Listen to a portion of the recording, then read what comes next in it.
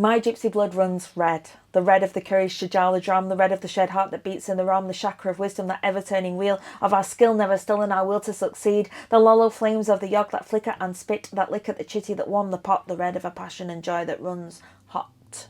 My gypsy blood runs green. I'd come to Rugby for a Gypsy, Roma and Traveller poetry evening. I somewhat understood that these communities had a long tradition of lyrical storytelling, but like many, most of what I'd heard about them came from headlines painting them out as outsiders and troublemakers. I was keen to look further and find out how members of the GRT community sustain and celebrate their way of life through artistic expression, in a society that seems to have spent centuries trying to erase it.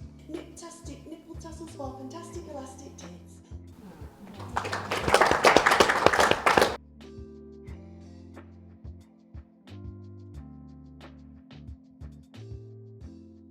According to some estimates, there could be as many as 300,000 Gypsy Roma travellers in the UK, the majority of whom, though, no longer live life on the road.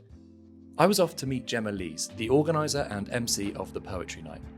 She's a poet, artist, journalist and campaigner for Gypsy rights across Britain and lives with her husband and son in a council house in Bury. Obviously you've got Irish travellers, Roma, Gypsies, Scottish Gypsy travellers.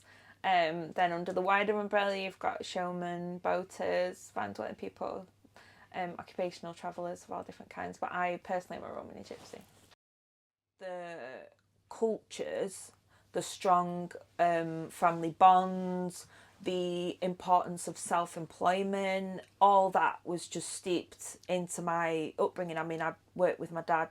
My dad used to do roofing and gardening and painting and decorating. I went along with him from a really young age to the point where I didn't know people works for other people. So like I'd go into Asda and I just assumed everybody that was on the checkouts in Asda worked for Asda. I thought they were on one big massive family. I think the more people know about the positive aspects of our culture and that the persistent nonsense in the mainstream media, this kind of doom thing that's in the mainstream media, the more we're able to be out there and counteract it and say actually it's not like that, I think the better. The first act that was enacted against gypsies was the Egyptians Act in the 1500s, and since then there's been legislation on legislation on legislation, and it just makes it harder and harder to live on the road. Not only can people be fined, they can be in prison, they can have their caravans seized. Self-employment and creativity are probably two of the strongest things my dad ever instilled and my culture ever instilled, yeah. The oral storytelling is how stories got told, because for a long time people couldn't read and write. And so, the idea of entertaining each other and having a give and take with it as well, involving everyone in it. What do you see the role of poetry and spoken word, like what do you think it can do? I've always found it to be an incredible source of catharsis, a way to explain things that I can't explain otherwise. I'd arranged to speak to another one of the poets, Louise Fazackerley. Described as a proponent of word witchery, she's performed with legendary punk poet John Cooper Clarke and also finds time to run creative workshops for young Irish travellers. The sorts of family parties where I stand on a table in a little dress and loads of makeup and sing and dance, and they all pass the hat round and put money in and give it to me at the end. So like my family is from a boater community, which means the families who lived and worked on canal boats, and it was like it's been going on as long as there's been canals. You did mention earlier that you'd moved around quite a lot. Yeah. But we weren't sure if that was part of your ancestral memory or not. So my plan is I'll be mortgage free in a couple of years, sell the house, get a boat, get a caravan and live between the two. So yeah, you really want to return to that? So yeah, that 100%, yeah. Like it was, I loved it on the boat. Growing up, music and performance is a massive part of my family experience. So it was understood and expected that the children would make up shows and come into the front room and perform. This is my granddad, Richard, or Dick, as they called him.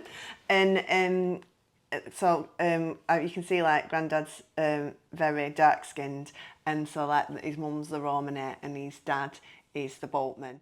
This kind of wedding, would this be the kind of event that you'd be expected to get up and perform? Yeah. So that's where you'd be doing the violin and... Yeah, like I'll play the melodeon, get the violin and the fiddle and stuff, and that where the two cultures kind of come together really. I started writing really when I had my second child, and I started writing like almost like a therapeutic kind of response. And I'd write these little snippets of people I would see in the street. So I would write about the guy who lived over the road who had massive mental health problems and would do crazy stuff in the street. I'd write about the travellers at the bottom of the street who had a Shetland pony in the garden and they'd bring it up to the top. I'd write it about this woman in the corner who's a smackhead. And so I'd write these little character portraits of the people I would see around me.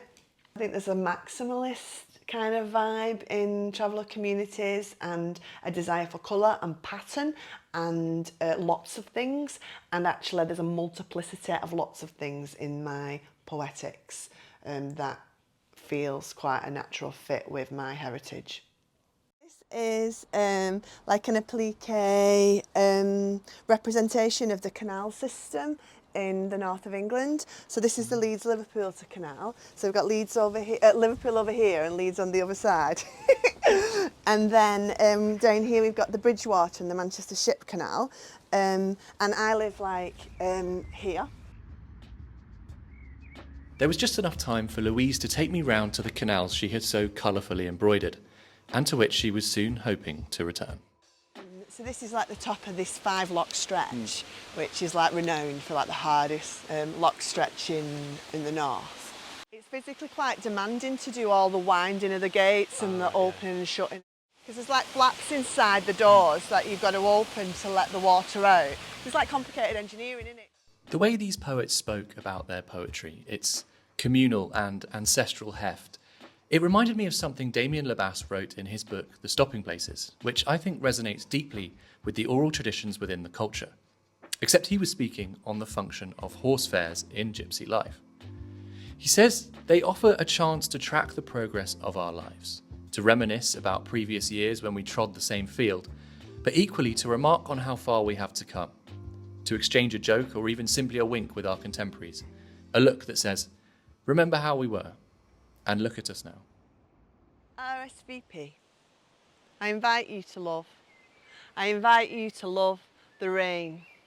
My childhood sat at an open door, awed as seaweed skirted girls fall, land and lift in these perfect, imperfect circles. My book abandoned to watch this ballet in the backyard. Even now, I'm just shopping and the rain slices through the everyday and the hair rises at the base of my neck and the pink tarmac at the precinct is puddled and so mapped with these white flats of trodden chewing gum.